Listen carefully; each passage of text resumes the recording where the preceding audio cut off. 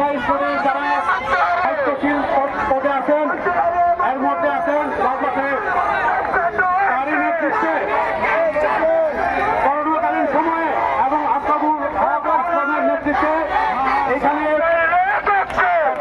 গঠন করেন তৈরি করা হয়।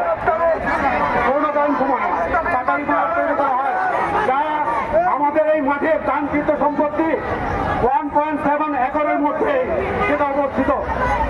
আমরা এলাকাবাসীর পক্ষ থেকে, স্কুলের পক্ষ থেকে আমাদের প্রাণের দাবি যে বর্তমান যে সরকার আছেন, উপদেষ্টা মন্ডলী আছেন, তাদের সকলের দৃষ্টি আকর্ষণ করে আমরা বলতে চাই যে আমাদের এই দানকৃত সম্পত্তিকে দান করে গেছেন হযরত মুন্সিলাল মিয়া সাহেব।